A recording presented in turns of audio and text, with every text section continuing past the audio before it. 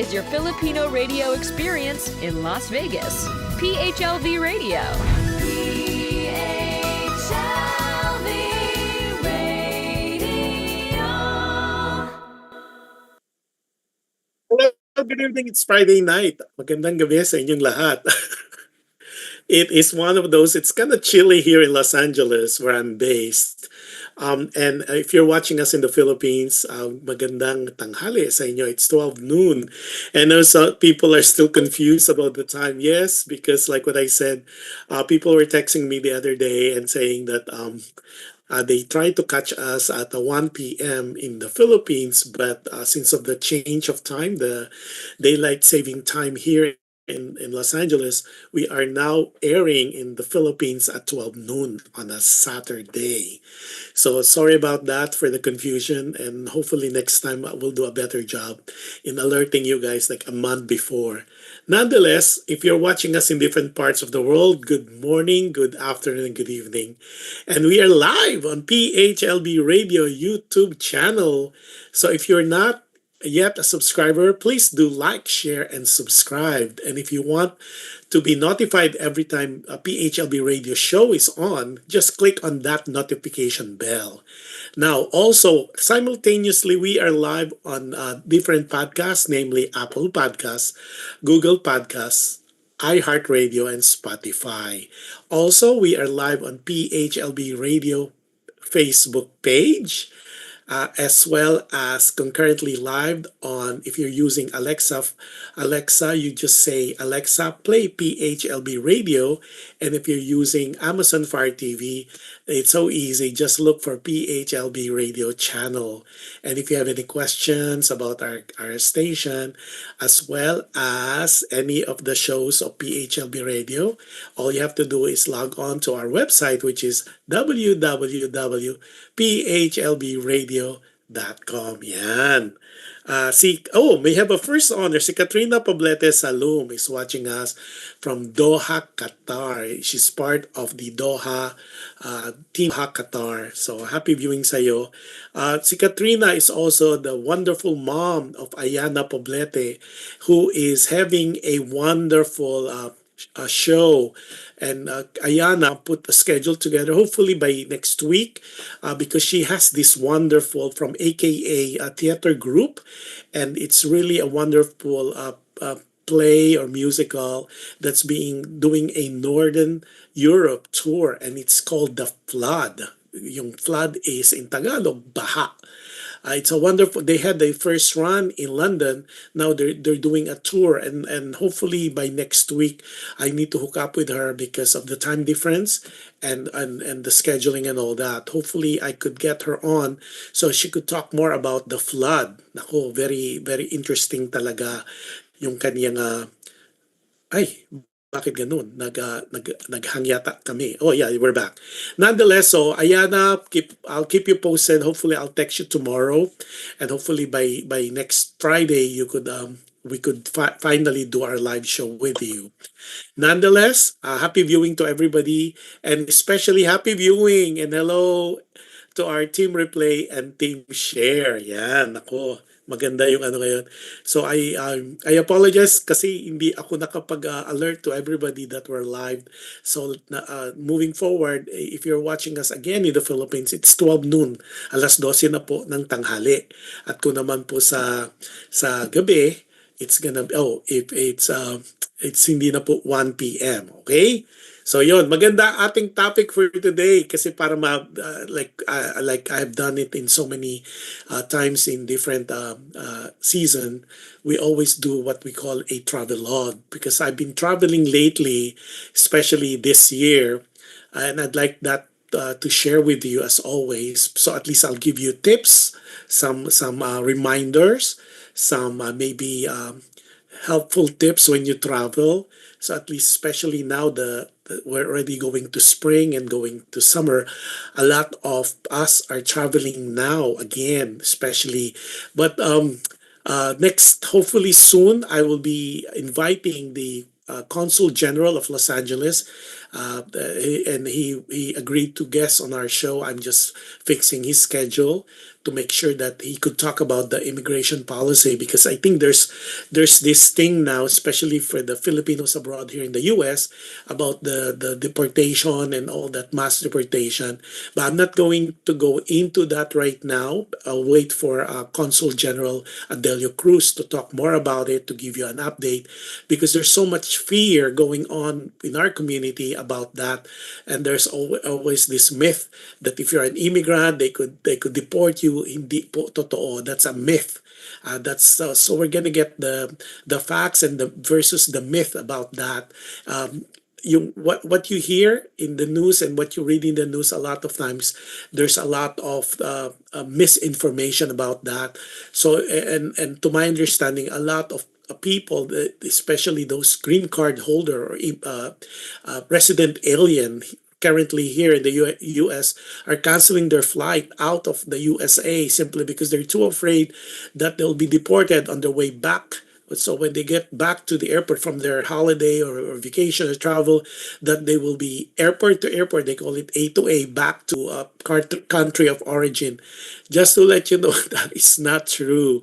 So for sure, we will definitely give you a highlight on that in succeeding show. But of course, as always, we will get the expert on that, who best could talk about that, other than none other than, of course, the Consul General of Los Angeles, none other than Adelio Cruz. So yung mga immigrant at saka mga green card holder, no, not to be fearful, but definitely we'll get back into that on that topic. So you don't have to cancel really your trips outside of the USA. So kasi there's some fake news going around that you will be held in the airport on your way back to the States. A lot of times po, what we read on the news, hindi kompleto. So you need to dig deeper on that one. Just to touch on that briefly, there is this lady who's been around. She's been here in the U.S. as an immigrant or resident alien for 550 years plus, like 5 centuries. So, but what they're saying is, on her way back from her trip to the Philippines, she was held at the airport, and she was detained. What the news didn't say that is because a she had a case, an embezzlement case. Evidently, this lady, she worked in a bank before as a vault teller, and she had a conviction, and she was found guilty, that she took some, I think, $6,000 plus from the vault. But and then of course there was some litigation done, and she pleaded guilty, and then she paid. She was as indemnification. She was asked to pay that, whatever money she took from the vault, and she was given a house arrest. That's what I was told. So this was a case from 2001, 2001. So when she get back from, and of course prior to the current administration, it was said that she's going back and forth from the country, and then on the way back recently she was detained. What the news didn't tell us that she was detained because they were referring to her case back in 2001. So if you don't have any of those, nothing to worry about, because a lot of times you don't have any case or any felony or misdemeanor or any conviction. A lot of times po, so that it was not really stated in the news the reason why she was held. And then a lot of times too, people were asking how come she was held, and she's been in the States for so long, 50 plus years, and she's still an immigrant. FYI, you cannot be a U.S. citizen if you have a conviction, you have a felony conviction, or you committed a crime. So that's the main reason. Of course, that's not the only reason, but there's a possible reason why, as much as this lady, maybe had applied for a citizenship, but when they found out that she had a conviction, or there was a criminal case or a civil case, then that's a possibility that she was not granted to be a U.S. citizen or naturalized citizen of the United States. So yeah, just to let you guys, because a lot of you guys are texting me, and if we could talk about that, but I would leave that now to the expert next time we have the Consul General guest in our show. Okay. Now this is an exciting. Okay, let's put that aside. One of the things that I did a few months back was, I would say 2 3 months ago. I went to Northern Europe, and what we're gonna do tonight, just for tonight's show, we're just gonna tackle two location. We did four countries really, but we're just gonna talk about London and Amsterdam. And then you guys are asking, did I go to The Hague? No, this this trip happened way before the Hague, Netherlands.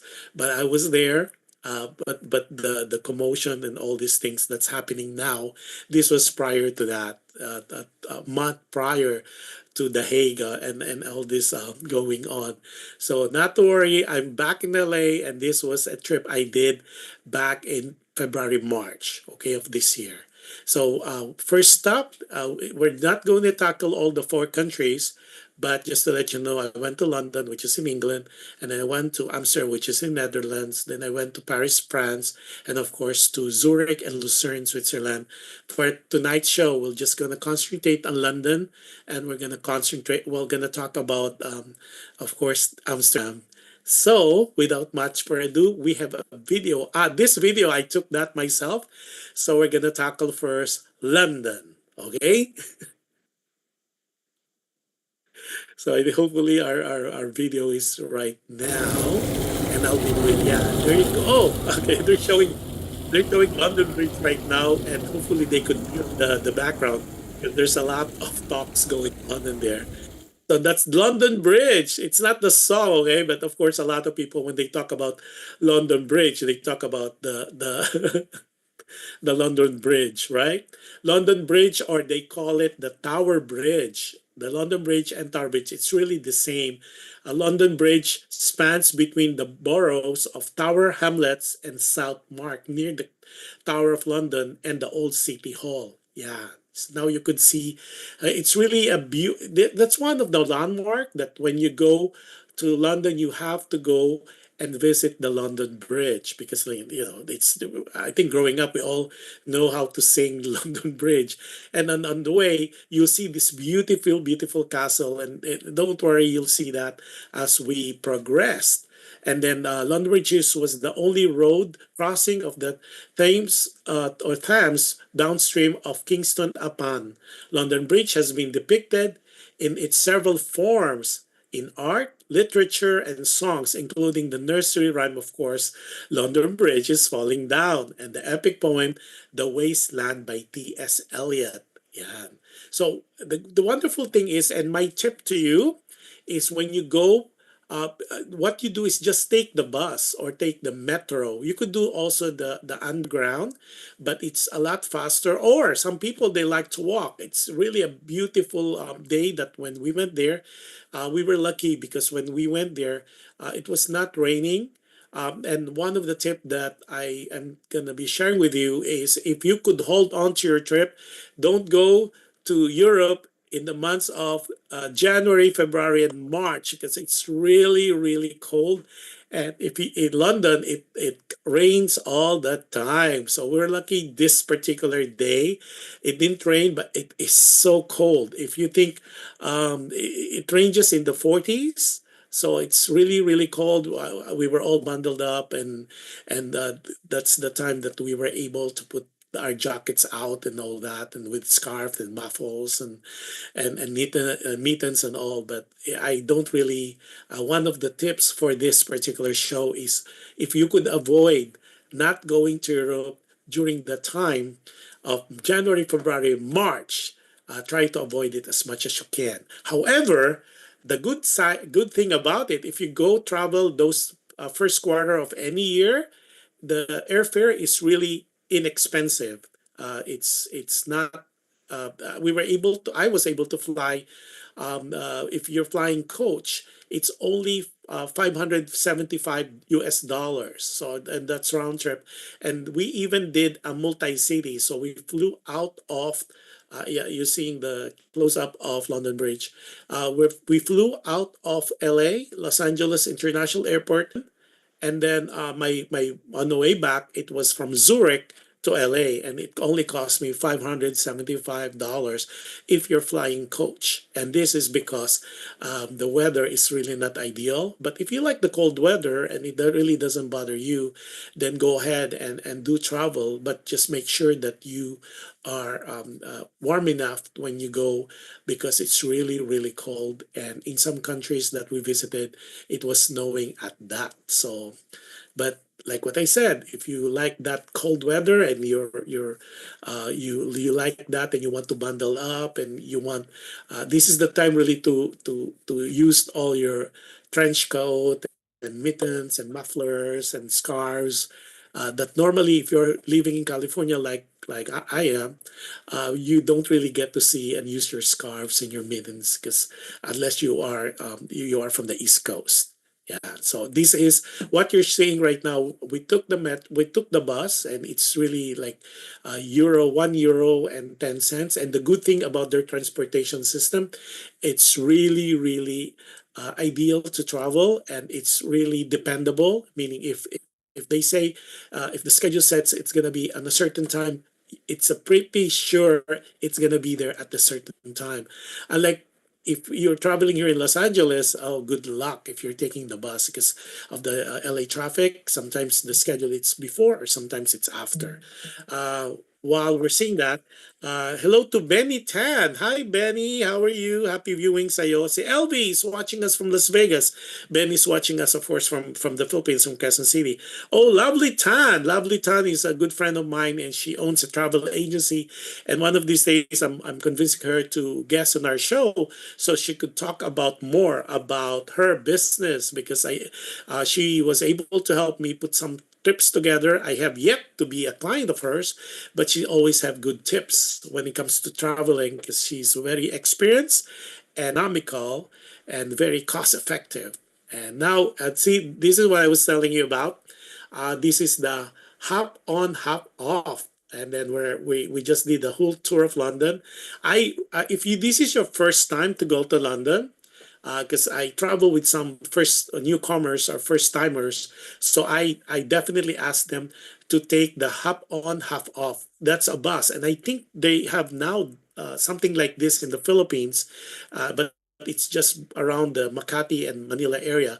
But the good thing about this, you pay a certain amount, like 40 euros, and then you are able to use it for 24 hours. You go all the way, all the scenic spots in London. And the good thing is you only pay one time, and you go from one area to another. And this is what you're seeing right now is the landscape of the city of London.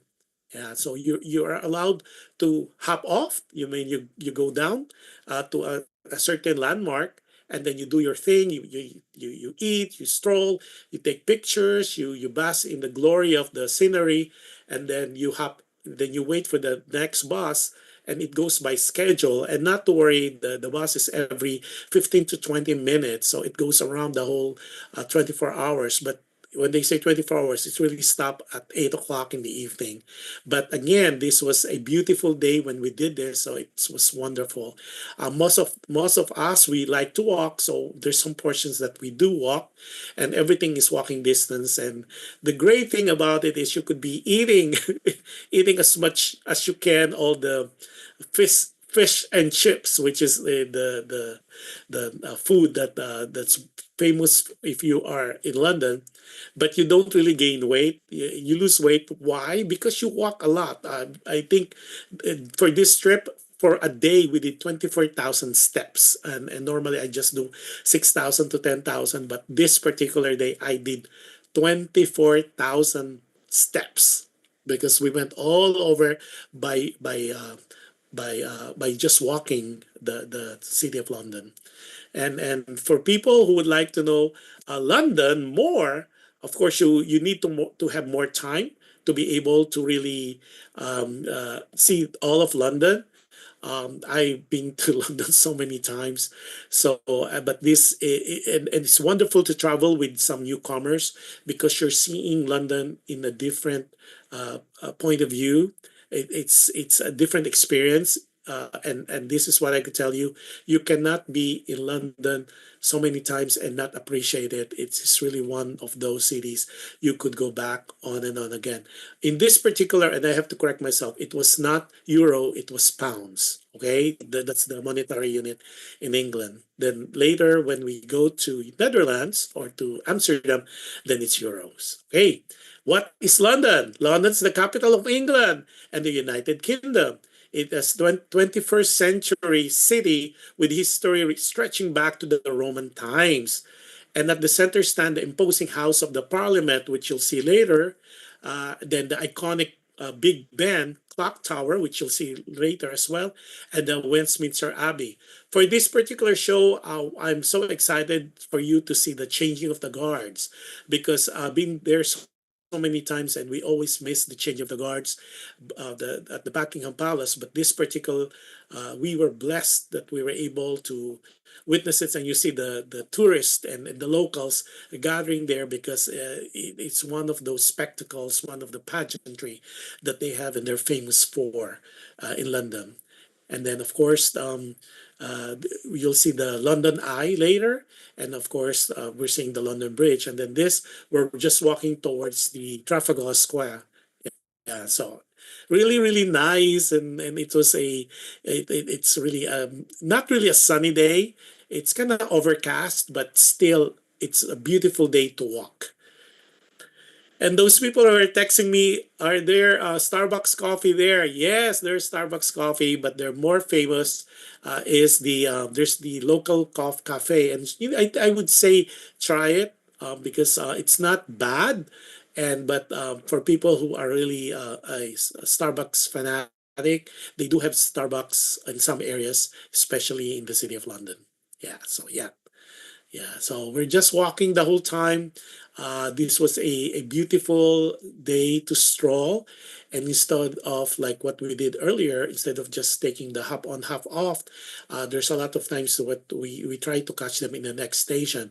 One of the things you need to remember is you don't have to, when you get off at certain station, you don't have to go back to that station where you were took off. You could catch them to the next station or whatever you might be closest to. Okay, so like in some tours, you have to go where you were where you got off. This particular one, you don't have to. Now, what you're seeing now is the eye. Okay, the eye, mata. Okay, the iPo is really nice, and a lot of times they call it the roller coaster. Well, not the roller coaster. It's the uh, uh, uh, I can't remember the Tagalog word for that, but anyways, you'll see that. I know it's the Eye, which is close to the Big Ben and Westminster Ivy. The London Eye or the Millennium Whale. It's what it's another name for that. It's an observation wheel on the south bank of the River Thames in London. It is Europe's tallest observation whale and the most popular paid tourist attraction in the United Kingdom with over 3 million visitors annually. And the good thing is like if you go and I didn't do it this time, but hopefully next time I go there. It's a Ferris wheel. Somebody texted me. Yes, Ferris wheel. That's what it is if you're talking about. But this one, like what is known for, it's the most popular paid tourist attraction. It's not free.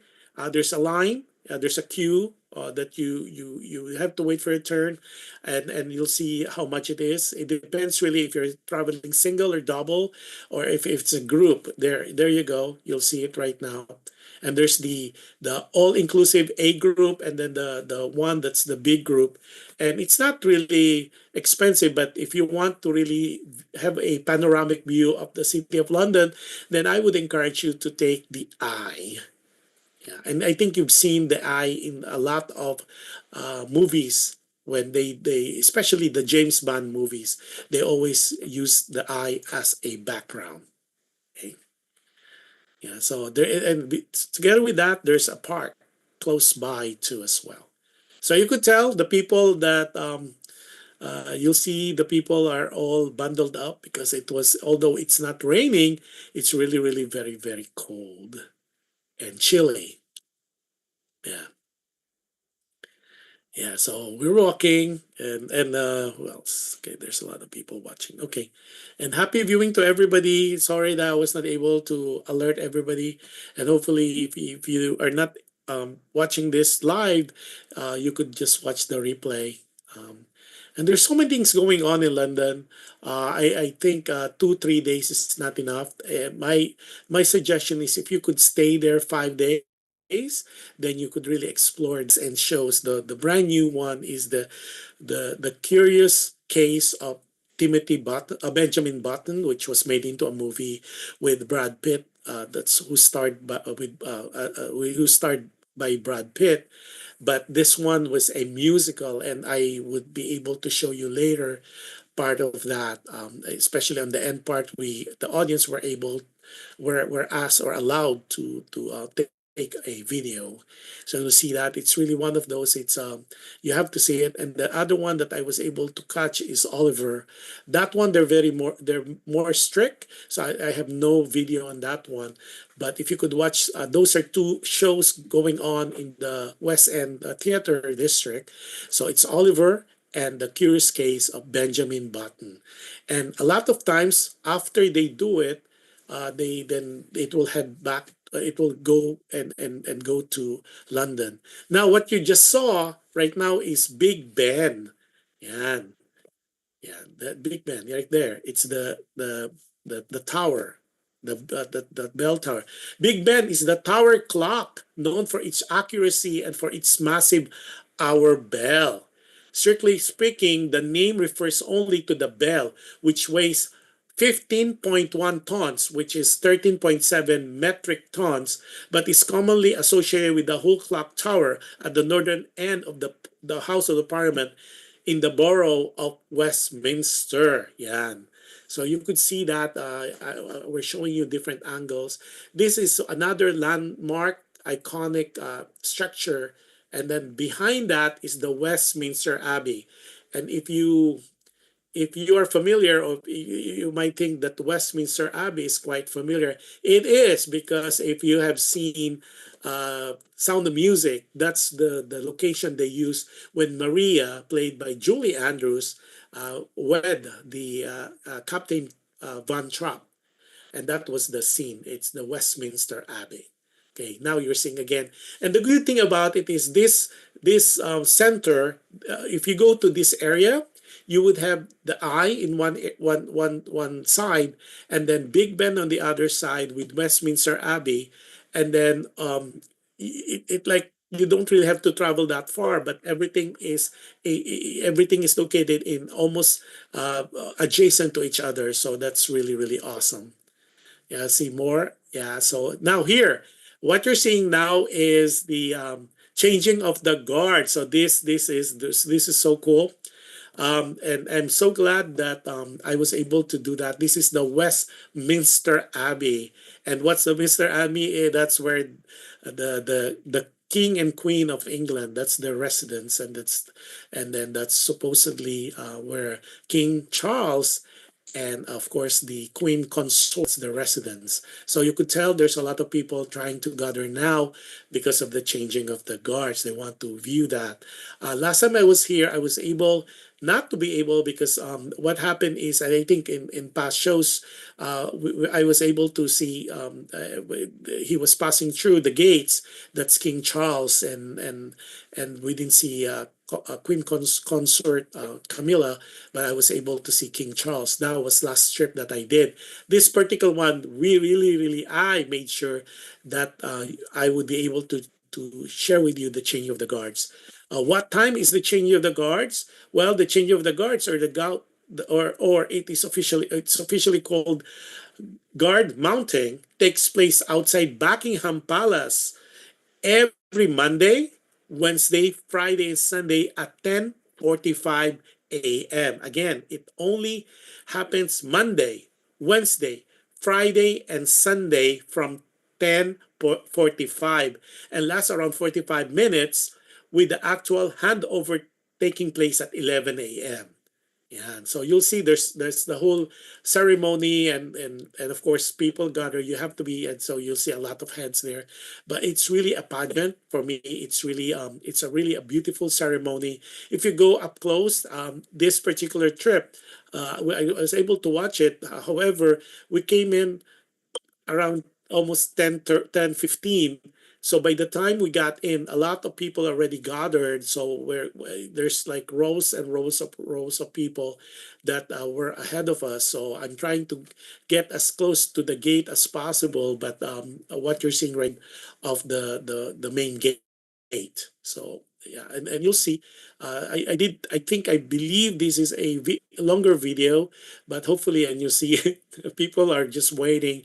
And if you are in a rush, this is not the ceremony you want to be, because once you're in that line, it's gonna be very difficult for you because yeah. So there, I tried to get as close as I could because what they do is the changing. It's the guard mounting is what they call. So it's from one it's a group of guards for the palace, then they're changing to another group.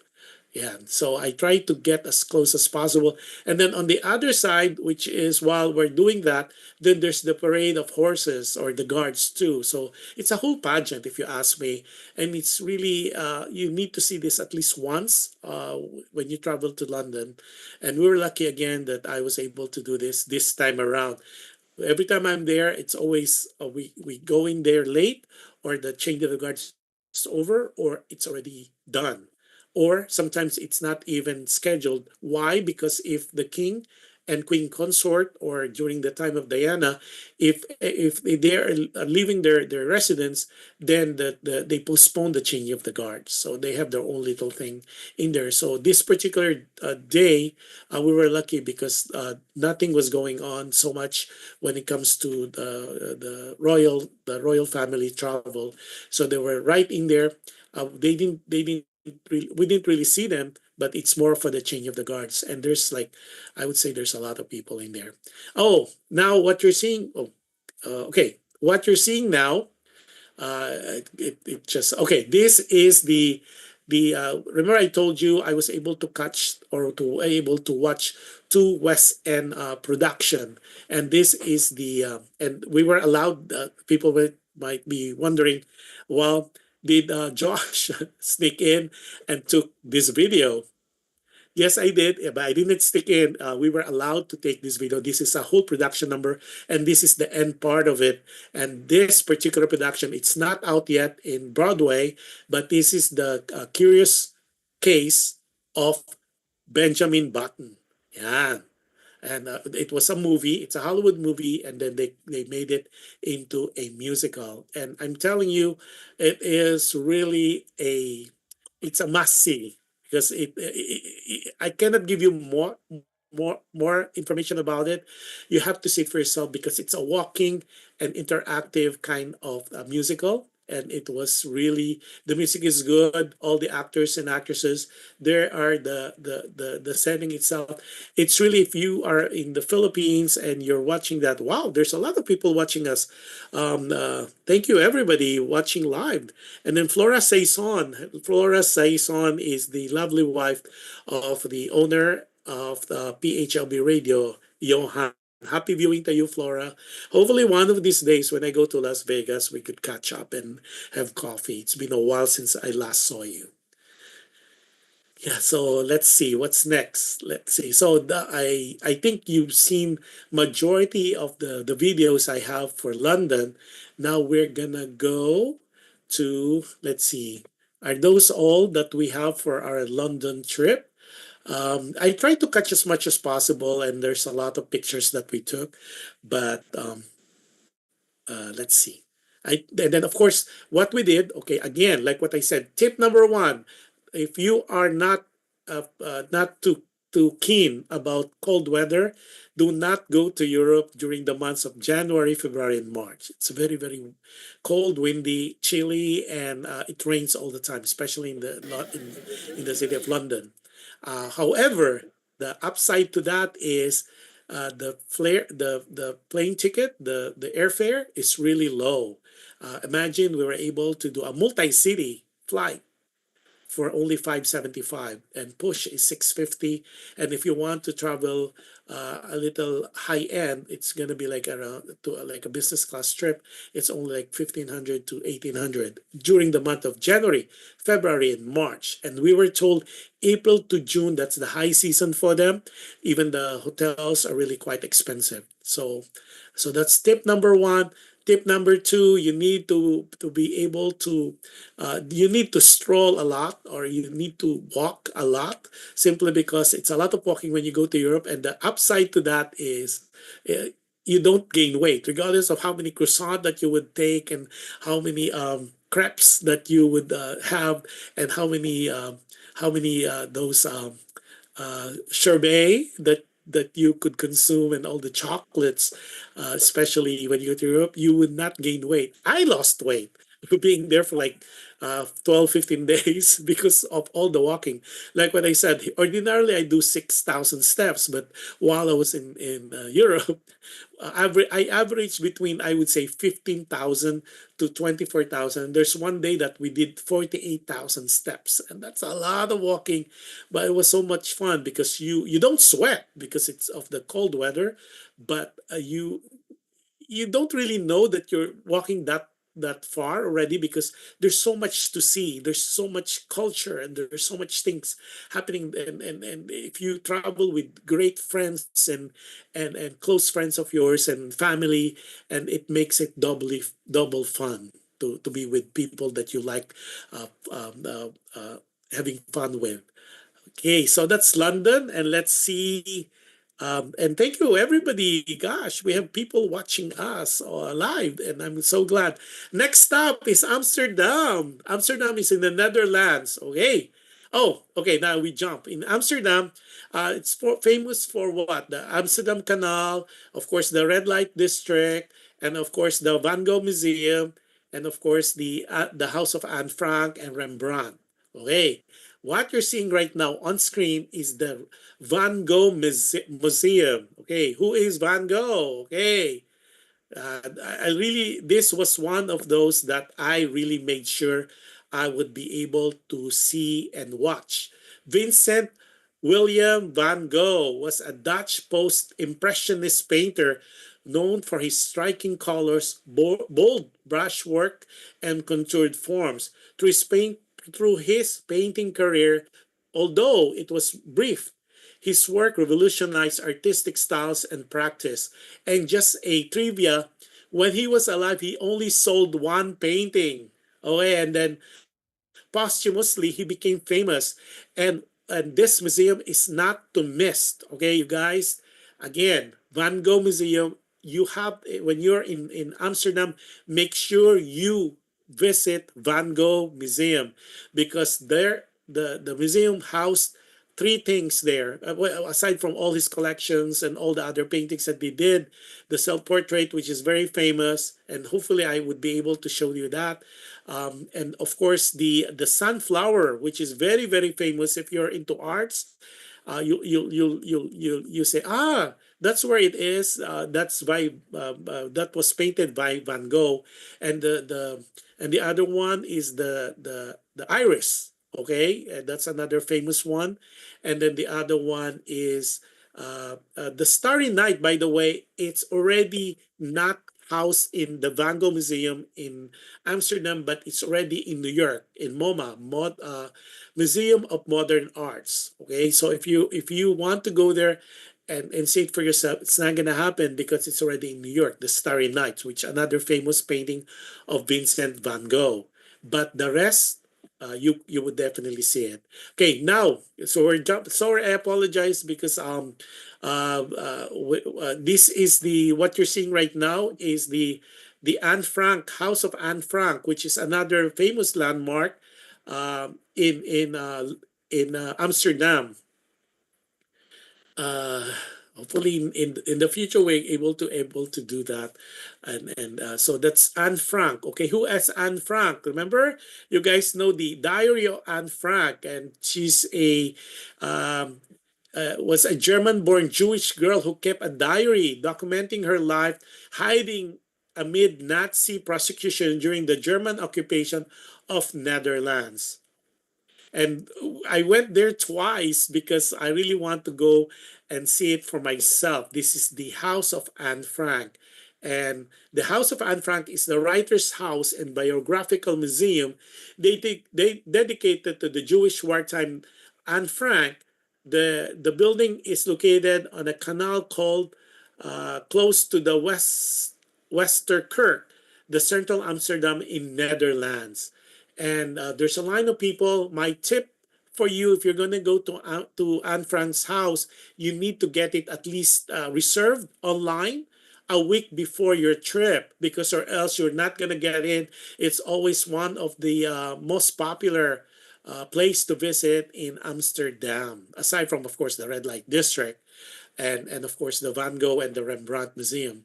But definitely Anne Frank is a sight to see, and what you're seeing right now is the outside or the facade. There's a lot of construction going on because they're trying to refurbish the facade of the building, and it's really surreal to see that. And lots of history, and I tried to take some pictures of it. They are very strict in taking some videos inside for some reason. Okay, so it shows the before and after, how it looks before in the 1965, and then how it is now. But definitely one of those must-see places is the House of Anne Frank, or the Anne Frank House, located in Amsterdam. Another thing that you need to do is the canals, and we'll see that as well later. The canals is very, and there's one, can you believe that? There's 165 canals in Amsterdam. So hopefully, let's keep that film rolling, and we'll see that. And sorry guys, I know we're jumping back and forth with that because it is what it is. You know how it is with live shows. And yeah, so this one is nice because God, okay, uh, you need to do a canal tour. That's one thing that I recommend also every time you go to Amsterdam. Aside from the hop on hop off deal, you can do the canal tour. Again, in Amsterdam, there's 165 canals dug in the 7th century or 17th century, are the are more than just waterways. They are transportation system, a historical landmark, and economic drivers.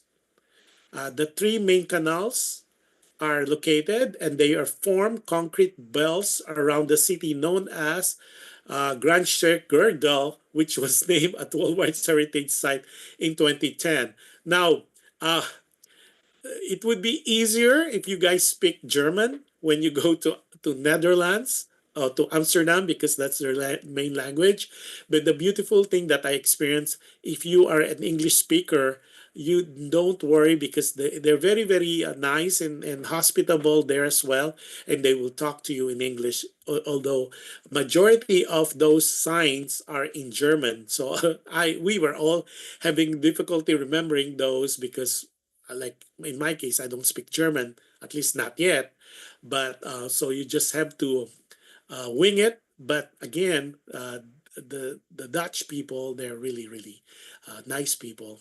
And then this is part of the tour of the canal. It was like 30 euros. That, but it goes around. Instead of doing the land tour, we did the canal tour. And if you remember, especially those people who watch us in the past, we do. I did the land tour before, and then and of course we did a hop on hop off tour. And if you remember that it was raining heavily that time, so we were not able to really go around the city. So this time around, since we were there for 3 days, I made sure that we do the canal tour. So happy viewing to everybody watching us live. And Rinsu is watching us from Los Angeles, California. So yeah, so remember I was telling you, so we kind of jump, and this is the boat that you will. It's really safe, and it's really picturesque, and of course the windows, and it's wall to wall glass, fiberglass, so it's safe. And then you have to wait a little bit, and then of course this is the station. It's so close to the train station, and it's although and it's air conditioned, or if it's cold like this particular day, there's a heater, and of course you could buy drinks outside and bring it with you. Yeah, so and that's the booth where you could get the tickets. And again, tip number three, I think, or four, you need to make sure you buy tickets online. It's a lot cheaper that way. Cindy is watching us. Cindy is Paduk Productions, LLC, and she is the one responsible for the concert tour, the U.S. or Northern North America concert tour of Sopronio Vasquez. So happy viewing for you to you, Cindy, and I think Cindy is currently in Hawaii watching or watch the son, the father and son concert of Piolo Pascual and Inigo Pascual. And just to let you guys know, Cindy is the one responsible, like what I said, of the first Asian and Filipino at that a grand champion or grand winner of The Voice season 26, Sopronio Vasquez. And then, of course, there's other, Paduk is launching soon in different platforms the Paduk streaming product, and we'll tell you more about that. We'll make sure that Richard and Cindy will be guesting our show. And Desi Santos is watching us currently in happy viewing, Desi Santos, and belated happy birthday. Desi Santos just celebrated her 10th birthday, and happy birthday to you, belated happy birthday. So what you're seeing now, we're inside, of course, the boat, and then we're going to one canal after the other. It's so beautiful. You could take gazillions of pictures. It's picturesque, and you see that. And not to miss is really the canals of Amsterdam. I'm telling you, it's amazing. Now, Carmi Santos is watching. Carmi Santos is watching as well from Quezon City. Look at that. That's a beautiful, beautiful. It is awe inspiring, and no wonder no wonder there's painters, beautiful Rembrandt and Van Gogh were able to capture all these beautiful paintings. Look at that, and and hopefully my wish, if you're asking, my wish list is for hopefully in the future we would have that canal, like the river ride. I know we do have that, but look how clean this is, because they understand. They understand, the people in Amsterdam. They understand that this is a tourist attraction, so they really made an effort to keep it clean, to keep it garbage or and debris free, and hopefully we could us as a nation, we could do this same thing with the Pasig River. I know there's now a transportation system, Pasig River, but it's still not as clean as these canals of Netherlands, or the canals of Amsterdam, as well as the canals, or the canals in Venice. Yeah, so hopefully that's a wish list that I have. And the beautiful thing about this is it goes for hours on this boat trip. And you see there's well, my suggestion, if you go to Amsterdam, spend at least 3 days in Amsterdam, so you could really bask into the culture of the city and the place, and you're not rushed. And then attraction that you need to really visit would be the Van Gogh Museum, which you saw earlier. And then you have to go and visit also the House of Anne Frank. And if you have ample time, still you do the Rembrandt Museum, and of course the, which I don't have in this particular show, and hopefully in the succeeding shows, the red light district of Amsterdam. And for people of my age, you would know that the red light district is where you see almost naked women in different shops, in different stores, and they're like they're displayed. It's a red light district. Why it's red light? Because the light are colored red, and you see these half almost half naked almost naked ladies in waiting for customers, and they are like displayed like mannequins, but they're live and they're waiting for people to go in.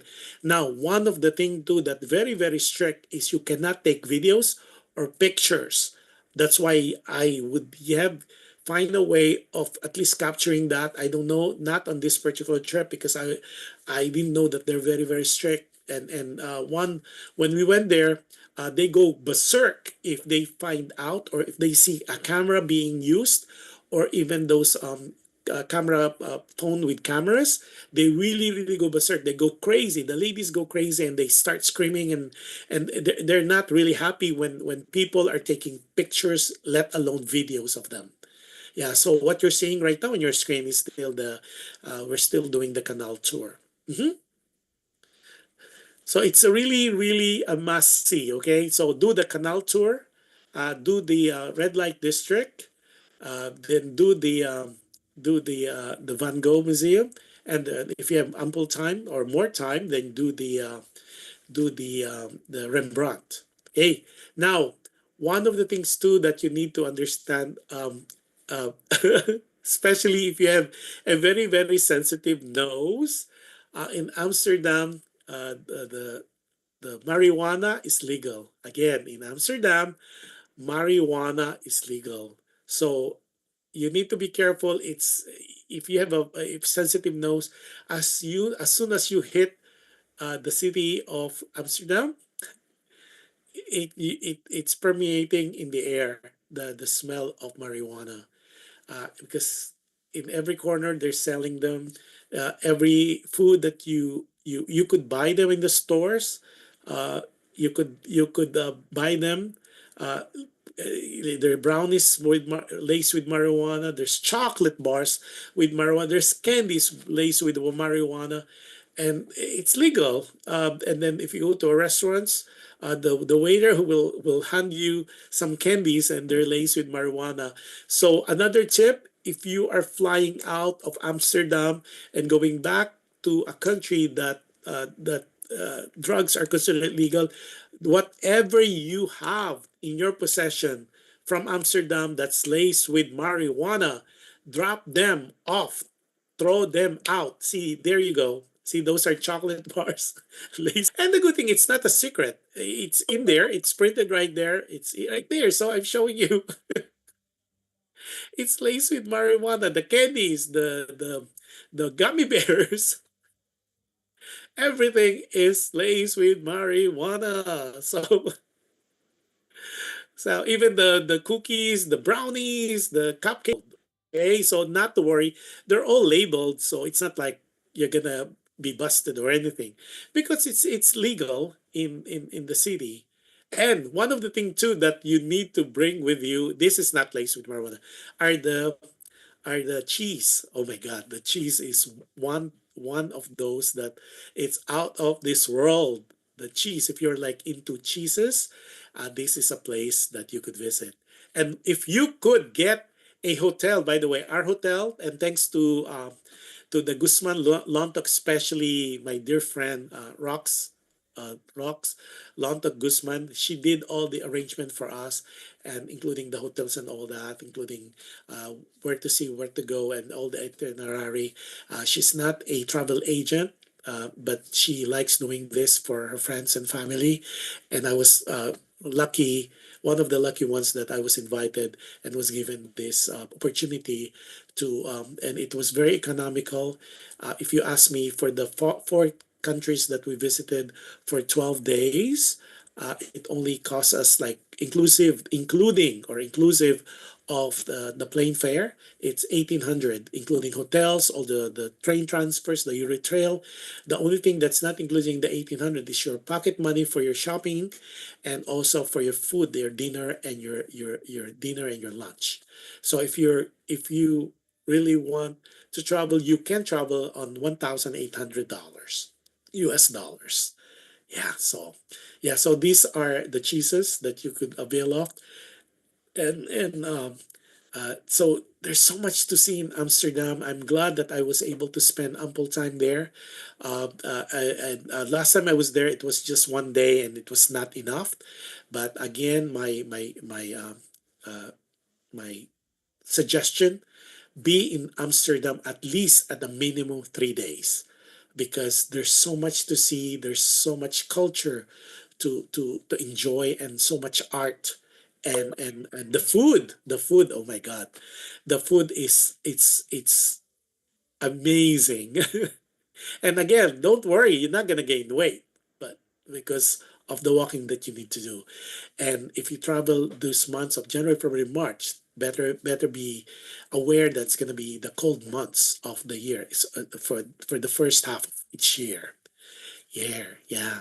And of course, this is one of the famous delicacy of that. It's the wafer.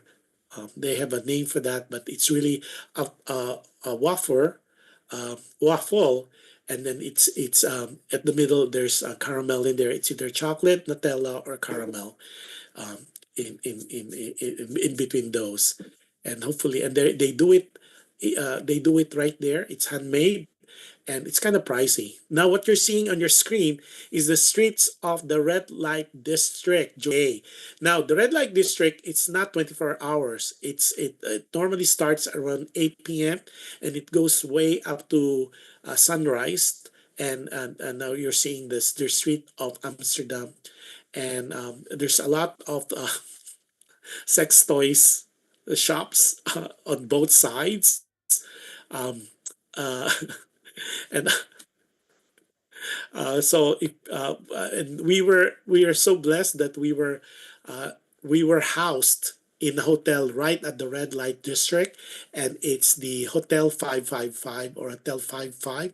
It's right in there, the heart of the red light district, and it's a walking distance, a 5 minute walk through the Grand Central Station of Amsterdam. So you could just walk around the red light district. And like what I said, I didn't really concentrate so much in the red light shops, because at the end of the day, they get crazy. And I have a way of doing it. Now you're seeing now on your screen is the train station. The train station is very dependable. It's You're familiar with if you're traveling to the Philippines, or you've been born and raised in the Philippines. It's similar to our LRT, or in California, or the MRT, or the railway. But this is really up to speed when you travel to Europe. The good thing is, um, uh, they go by schedule. You just have to be alert, because if you missed it, you missed it, and you just go to the next bus stop. And these are my group. There's 29 of us, and thanks again to the Lontok Guzman's family for making this arrangement. So it's a big group of us, and of course, either we go all together, especially when we take hop into the train, and then we go our separate ways in batches. But it's really ideal to travel with a big group, because it is ideal, and it's so much fun, because everybody could share their experiences.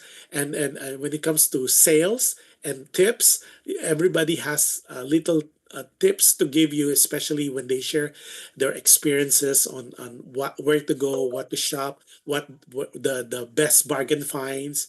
And it's again, it's really advisable if you could travel together with some good friends. And then the good thing is everything is contactless, even the tickets. So that's the thing is that you just click your debit card, even the American credit card. You just tap in there, and everything is automated. It's kind of confusing if you're not a techie. So bring someone with you if you are not a technology wizard, or you're not really a techie. I suggest that to bring someone who is, because a lot of times everything is automated when you go to Europe, especially in this particular Amsterdam. You don't have they don't have really a person to collect your ticket, to buy tickets. It's either you go to a kiosk or a store, a standalone store, or you just do the machine. Everything is through the ATM or automated teller machine. So then this is their train station. This particular one is the train station in Amsterdam. So you could tell, you could check, you could buy your tickets, your train tickets ahead of time, or you could make your reservation, and everything is automated. That's why it's so much fun. Yeah. So and of course, if you're traveling alone, it might be a challenge. So, but if you're traveling with a group, it is a lot of fun. So I think that's about it. I think hopefully you guys enjoy our little trip travelogue to those two areas, the Amsterdam, city of Amsterdam, and also London, the city of London. It's so much fun. I had the best time. If you ask me, am I going back? Yeah. Amsterdam, definitely. I will go back there simply because I need to do a footage of the red light district. I don't know yet how I'm gonna do it, but definitely I have already some ideas on how to do it, but I'm not gonna share with you yet. But hopefully I could do it next year. London, definitely, because I enjoy going and watching. Well, first I enjoy London and I have some friends there as well.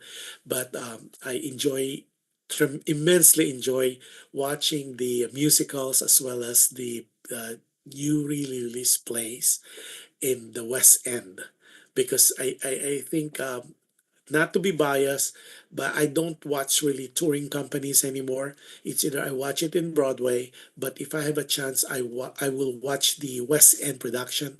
A good example of that is Les Miserables. If you watch the LA production of Les Miserables, or the Broadway production of Les Miserables in New York, there's nothing compared to the Les Miserables in London, in the West End. And it's still, one tip too. If you're watching or you're into musical plays and you want to watch West End, if you go to New York, remember the last time I covered New York, there's the TKTS or tickets. TKTS means tickets. There's also shops in London where you could buy tickets ahead of time, and it's normally 50 to 70% off. But buy it like a 2 3 days prior to your schedule time of or desired time of watching it, like for example, because everything goes on sale like 2 to 3 days. You could watch Mamma Mia, you could watch anything, like even the Devil's Rolls Prada. If you buy it like 24 hours or 48 hours prior to the scheduled time that you want to watch it, you get it at a discount. See, in my particular case, I was not aware of that going in, so I didn't buy it ahead of time. So I only bought it like few hours prior to showtime. So normally I didn't get the best price. Normally I end up paying at least almost full price. And one tip too, if you could buy, like if you are a group, don't buy seats together. It's more expensive. There's a lot of um, seats that are still available per person, meaning solo, because at the end of the day you cannot talk while you're watching the musical or the play anyway. And the best way really is to buy solo, even though you're with the group, and then just talk to each other during the intermission, or by the time the play is over or the musical is over. You don't have to be sitting together because again, you cannot really talk to each other anyway during showtime. So my tip is try to get the discounted tickets. Don't pay the 200 euros, but like I was able to watch Oliver for like 90 euros. And then the most expensive one was the Curious Case of Tim Button, and I paid like 125 euros for that. But is it worth it? Absolutely. Would I do it again? Absolutely. But this time, if ever, now that I know, which I am giving you the tip, look for that stores that sells tickets between 50 to 70% off the regular price, but you have to get it within 24 to 48 hours prior to your desired show time. Okay? So, Rosana Miller Barrera. Oh, you are in Dubai now. Wow. Hi, Rosana. Rosana is our dentist by profession who originally hailed from Calamba, Laguna, but she's currently now in Doha, Qatar, and she is a singer and uh, she doesn't practice dentistry anymore in Dubai, but not in Dubai, but in Doha, Qatar. But she is now a dental instructor there, and she was one of our guests here in Alamova. And of course, she is a singer also. She belongs to the stable talents of Maestro Benny Sotorno, who incidentally is looking for producers here in the US or in different parts of the world